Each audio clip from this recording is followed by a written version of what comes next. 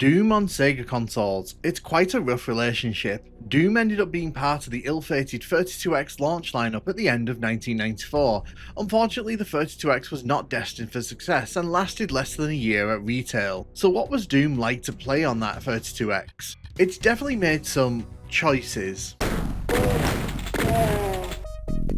Most people go back to marvel at how odd this version of Doom is, and that's probably the nicest thing I can say about this port. It has a laundry list of issues, and it's clear to see that even with the power of the 32X add-on, Doom really struggled to fit in the door with this one. But that also means that this version of Doom has so many interesting aspects to it. I think it's time to give the 32X version of Doom a look and see what makes this version so bizarre, unique, and explore the quirks and interesting oddities of this one.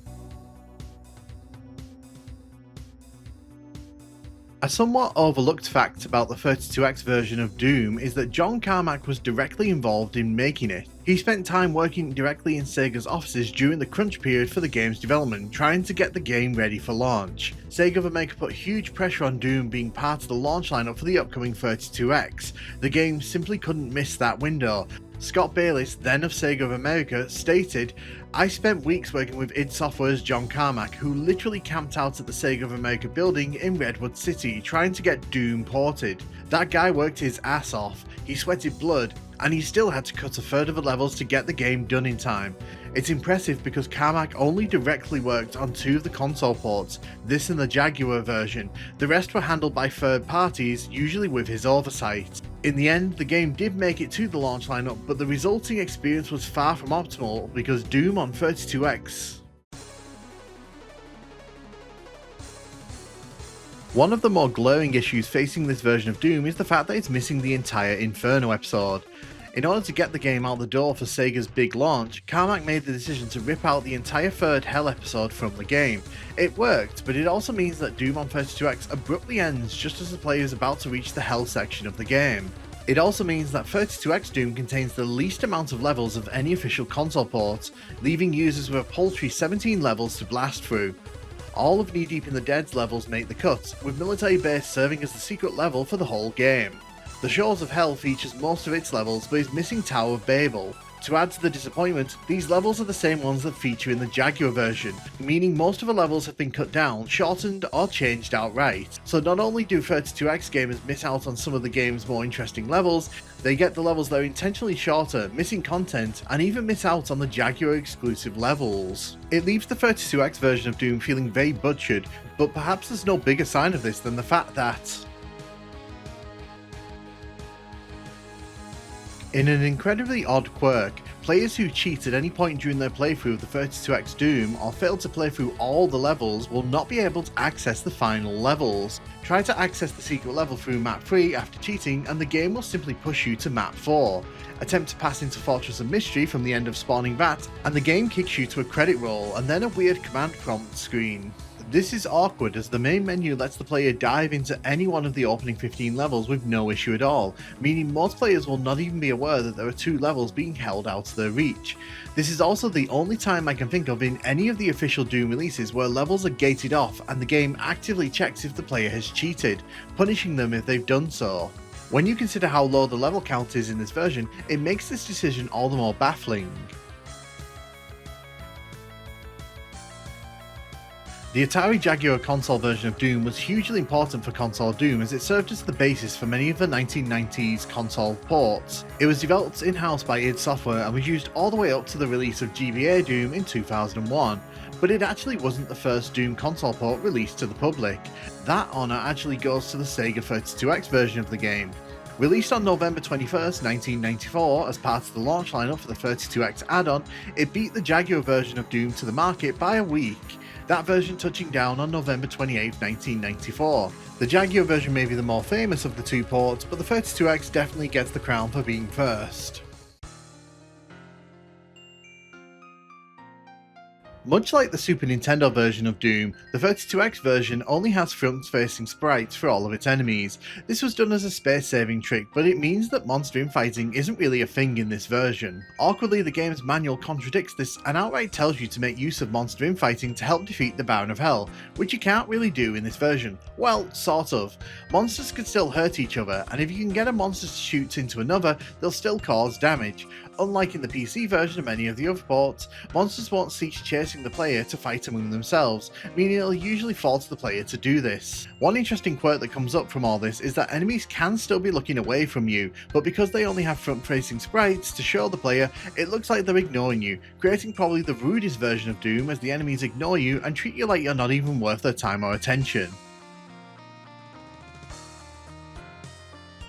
One of the big unintentional consequences of removing the entire Inferno episode is that players can't legitimately make use of the BFG 9000 in this version of the game. In the original Doom episodes, the only one that had BFGs was in the third episode.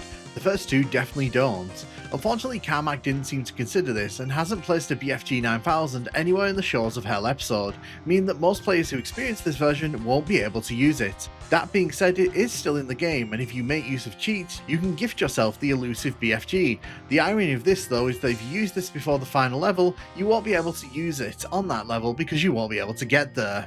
This all points to just how chaotic the crunch was in the build up to this game releasing.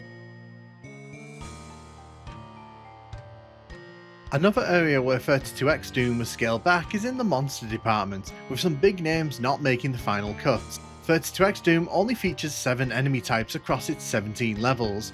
There's no Spectre, Cyberdemon or Spider Mastermind in this version, meaning the only boss enemy you'll fight is the Baron of Hell. It's a touch disappointing when you consider that the Super Nintendo version of Doom managed to get its own version of the Cyberdemon into its game, as well as the Spider Mastermind fight. I guess Nintendo does what Sega won't. This one is more amusing than anything else, but if you make good use of the rocket launcher throughout your 32X Doom journey, you might notice something a bit odd.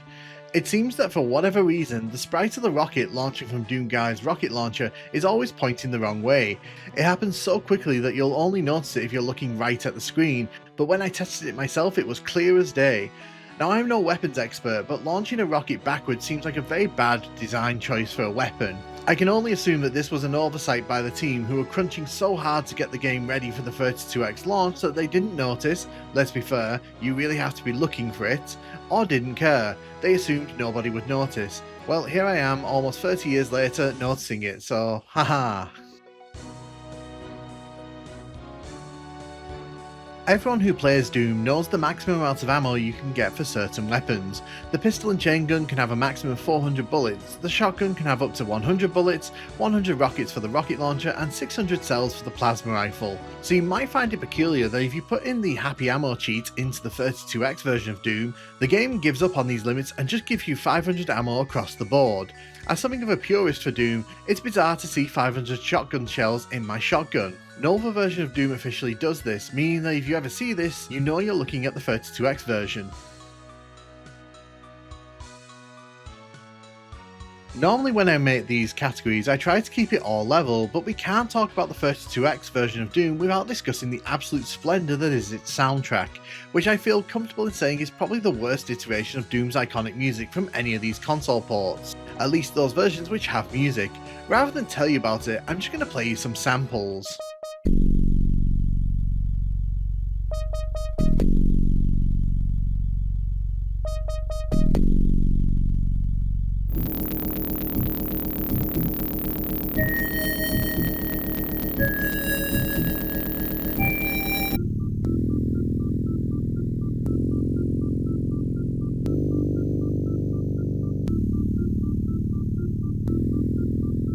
The Sega Genesis was noted for not having the best sound card, and it's not just Doom that suffered at the hands of this audio mauling. In the 32X's defense, it has a soundtrack, which the Jaguar version doesn't. It comes down to whether you think having no music or an awful music selection is the worst fate. But yes, the 32X soundtrack has been roundly mocked, teased and derided over the years. Outside of these, there are some other quirks that I could bring up. The fact that ThatNukemGuy's face is flipped in the status bar when he looks left to right, meaning that his hair moves very abruptly.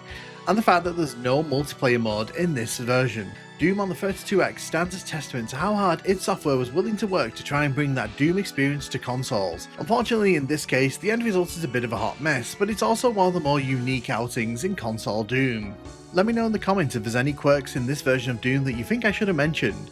Did you ever get to experience this on real hardware, and did you own this back in the day? Let me know, and thank you so much for watching.